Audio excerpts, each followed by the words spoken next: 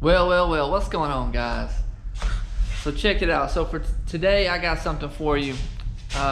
Just a little bit of stuff around the shop.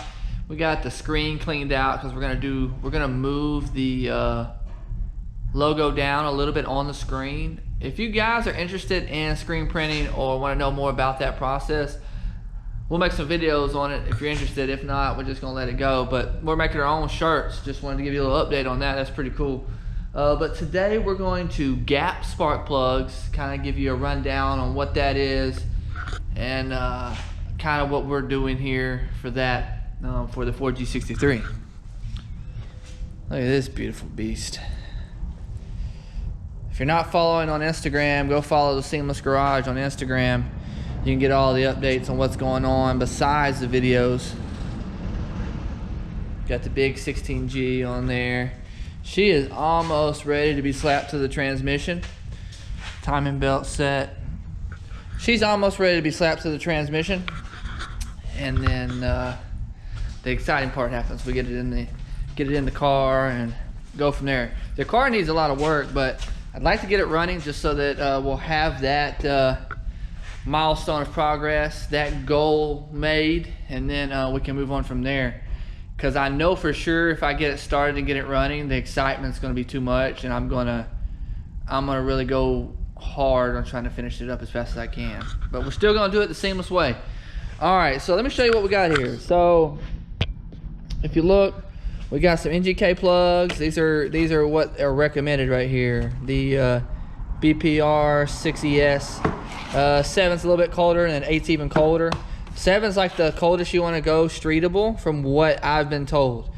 Remember, this is my first 4G63. I'm just a master mechanic that has a little bit of performance background, but really this is a new avenue for me. This is taking my mechanical expertise and putting it into a performance aspect on my own and learning how everything transfers back and forth from the actual, automotive mechanic field to actually performance, which is really cool. And so being able to apply those skills and that knowledge to this is really cool. And so this is not a how-to. This is simply just steps I'm going through step by step on this engine. And I thought it was cool to be able to document all this. So like I said, NGK plugs, you cannot go wrong with NGK. I'm a Nissan master technician, and Nissan swears by NGK, so that's awesome.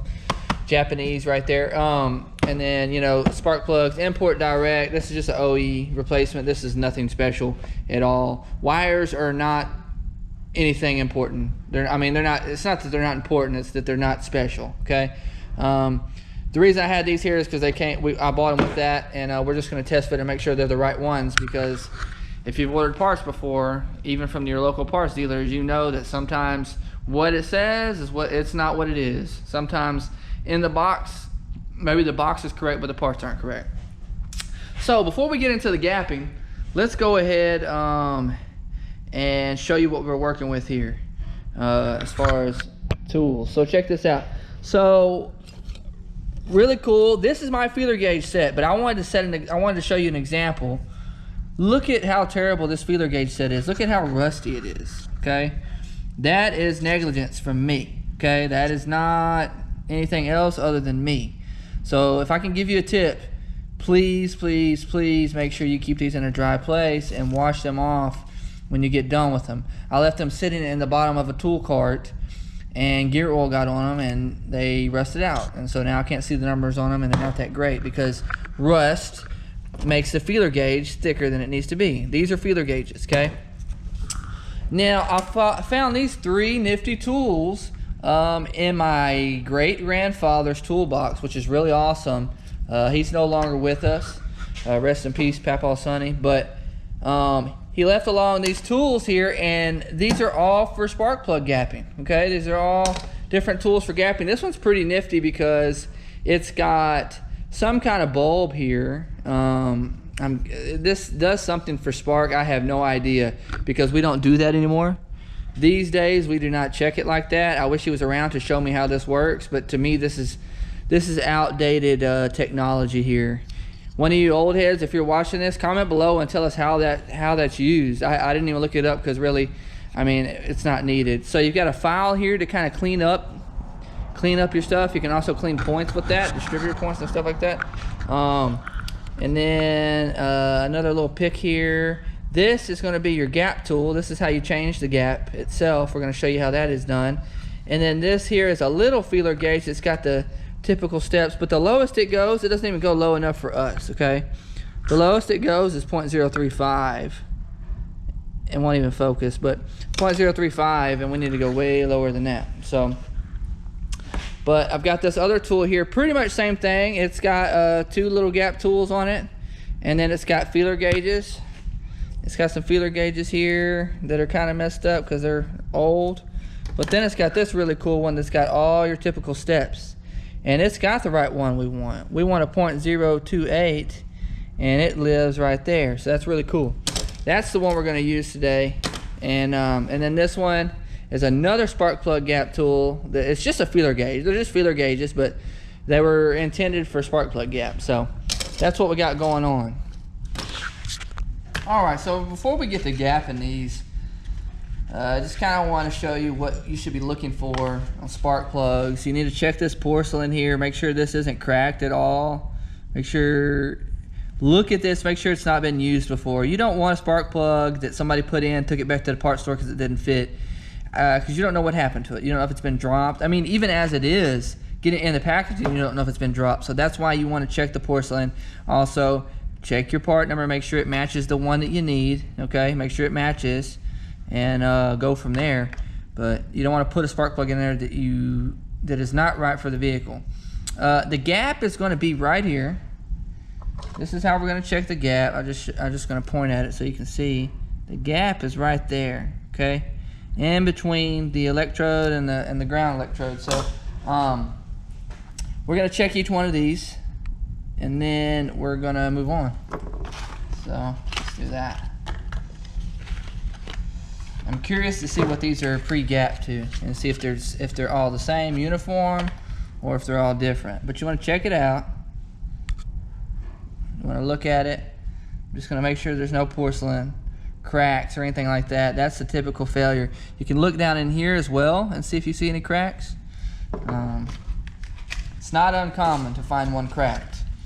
Let's say you do a tune-up on a car and didn't have a misfire before, but it was just time to do a tune-up. Get the tune-up done and you have a misfire. Well, probably got a cracked spark plug probably, unless you didn't do something right. You didn't plug in the boot all the way, something like that. I mean, you may have left something unplugged. But a lot of times it's going to be, if you're on your game and you know what you're doing and you know that you did everything correct, and it's still misfiring, then it's probably going to be a plug. It's probably going to be a bad plug from the factory, usually from cracking. So, all right, let's check the gap here. All right, so the one we're going for the spec that we need is going to be 0.028. Okay, this is the one we're going for, but in order to get there, we've got to see where we're at first and either widen the gap or close the gap. So let's start with the first one here. We'll just call this cylinder 1. How about that? So 28 fits, but it's a little loose. Let's go to 30. 30 fits, kind of tight. 32. I'm just showing you I'm just curious about how they come from the factory. You don't have to do all this. What you'll do is, if it's too wide, you'll just close the gap, like I'm about to show you. So it's about 0.035 is what the size is. So you're going to take this gap tool. You're going to take this gap tool here. You're going to put it on like that, and you're going to bend the electrode down, like so.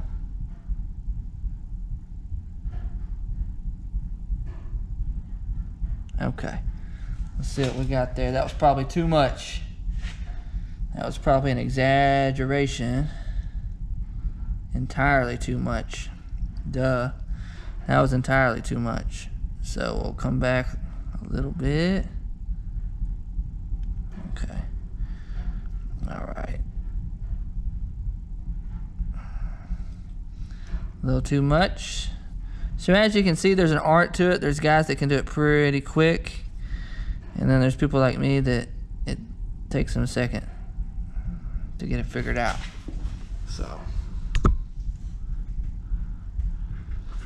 So we'll check it out and see here what we got. Just a little more. And like I said, it's not rocket science. You're just trying to get the proper gap. Let's explain it. So that one's good. That one's 0.028 now. Let's see what this one is. This one's entirely too big too. I bet they're all, let's just see. I'm not gonna go through the whole spectrum, but let's just see if they're all 0.035, like pre-gap to that. I'm curious. Yep, that was 0.035. So 0.028 is what we need. You see that? It's entirely too much. So that can go in and out. See how 3.5, let me just show you what fitment looks like. You see how 3.5 just barely gets in there? It's kind of tight. Yeah, so that's the right fit for that one. So we need to adjust it to what we want, which is going to be 0.028.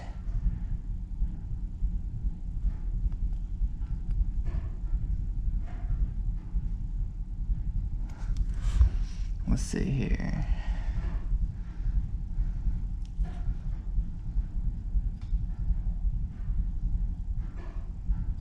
Pretty good. Let's see if 30 will fit.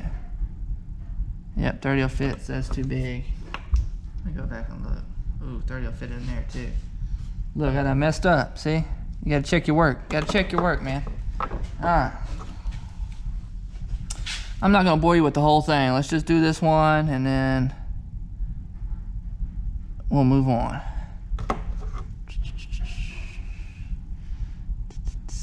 30 won't fit. 28 won't. Nope, 28 won't either. So that's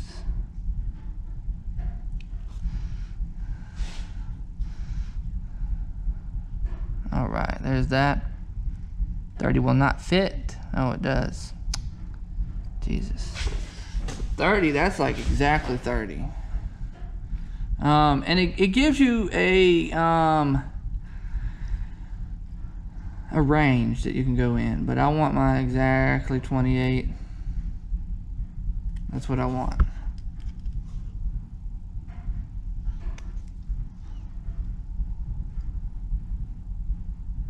That's gonna be perfect. Yep, that's perfect. That's 28 right there. All right, I'm gonna speed the video up and do these other ones, and then we're going to explain why you want the proper spark plug gap and all that good stuff.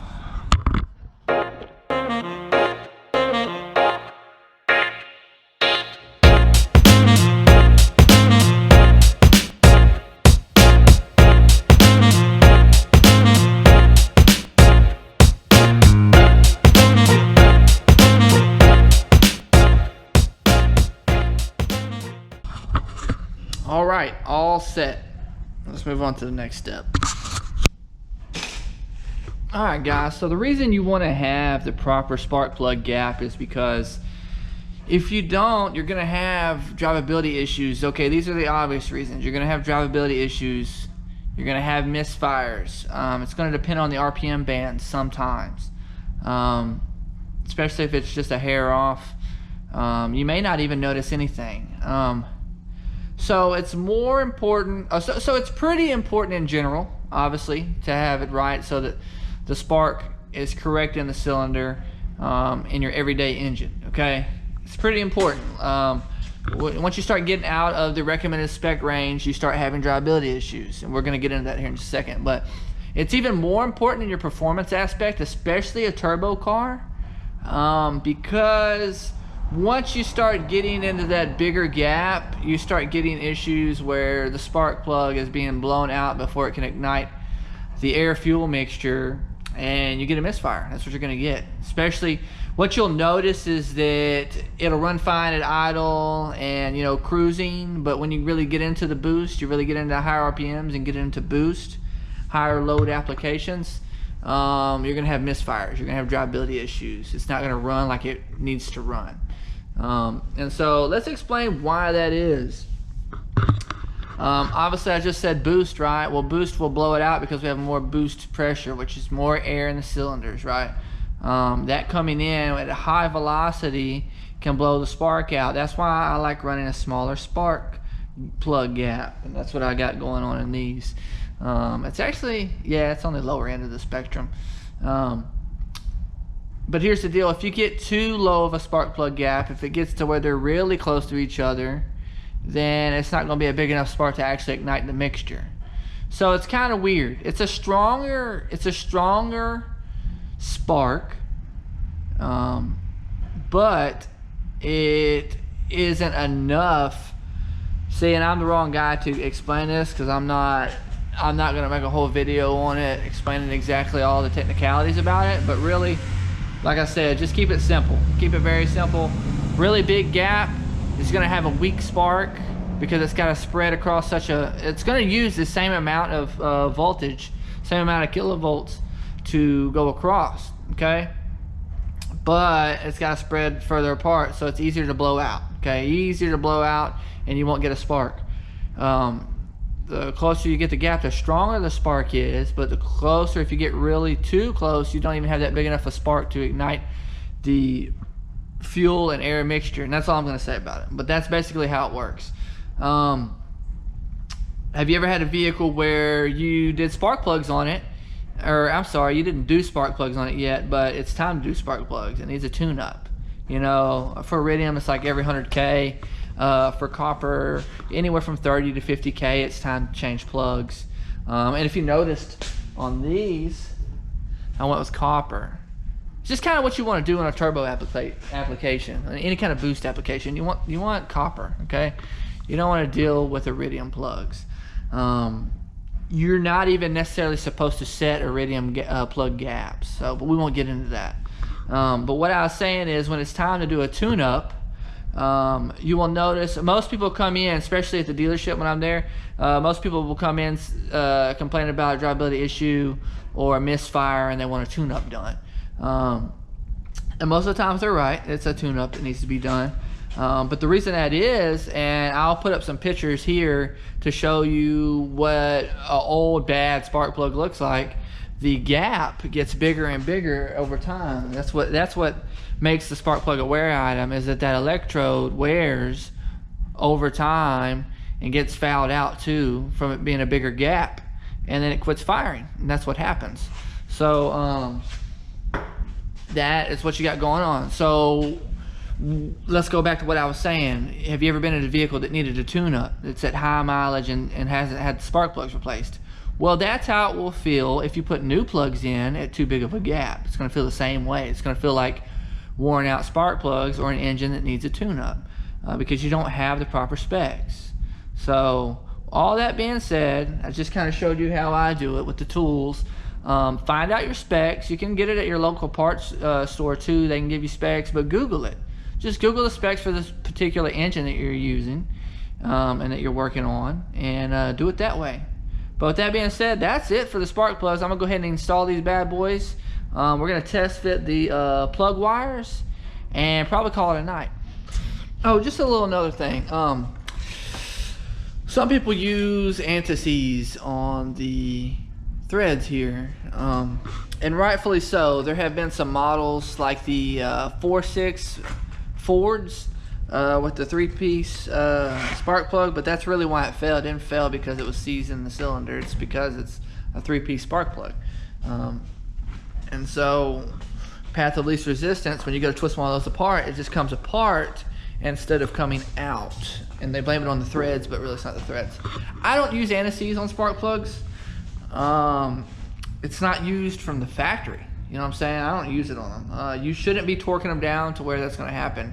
Yes, you're going to have a little bit of carbon buildup on the threads at the very bottom, but usually on most engines, the threads aren't exposed to the cylinder. Yes, it can still happen, but antices isn't going to stop that. Antices isn't going to stop carbon from building up on the end of the spark plug. So really, the antices thing to me is a joke. But I'm not saying I'm right or wrong. If someone can prove me wrong, it'd be awesome. I'm not here to fight. That's not what I'm here to do. But I'm just saying, if you see me not putting them on there, That's why. That's my methodology. That's how I do it. So.